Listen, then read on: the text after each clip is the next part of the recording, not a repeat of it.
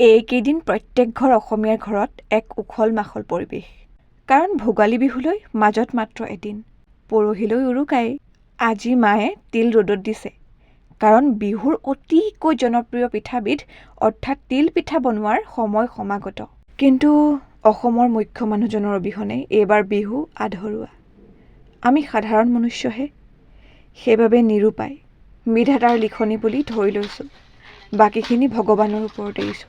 আজি দ্বিতীয় পৰ্যায়ৰ পিঠা খুন্দিছোঁ, ভাত খোৱা চাউলৰ পিঠা। এই পিঠা খুন্দি থকাৰ মাজতে কাৰ্তিকে মোক মাতি আছিলেহি। সি হেনো সৰু চৌকা এটা বনাইছে। মই গ'লোঁ চাবলৈ, সি জ্বলায়ে দেখুৱাইছে। এই অকণমানি মনবোৰ যে আৰু সিহঁতৰ সৃষ্টিবোৰ একেবাৰে অতুলনীয় নহয়নে? ৰাতিপুৱাই গ'লোঁ পিঠা খুন্দিবলৈ, কিন্তু আজৰি হওঁতে 1 মান বাজিল। পেটটোক কষ্ট দিলে হ'ব জানো? গতিকে ততাতৈয়াকৈ সিধামুঠি গ্ৰহণ কৰিহে ল'লোঁ আৰু। এইফালে আকৌ আমাৰ গুডু আহিছে।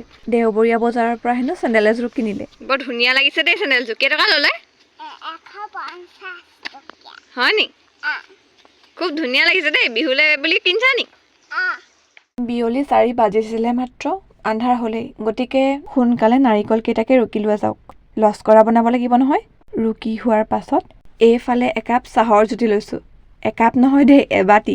মই আচলতে ষ্টিলৰ বাটিতে খাই ভাল পাওঁ। ষ্টাইল বুলিবলৈ নাই আৰু। খালোঁ বলোঁ আৰু মই এইফালে এতিয়া লাগি গ'লোঁ কামত, কাৰণ সোনকালে আজৰি হ'ব লাগে। ভাতৰ খেলখনো আছে নহয় আকৌ। ভাত বাৰু মই আজি নবনাওঁ, মালৈ আকৌ গেছটো এৰি দিব লাগিব নহয়।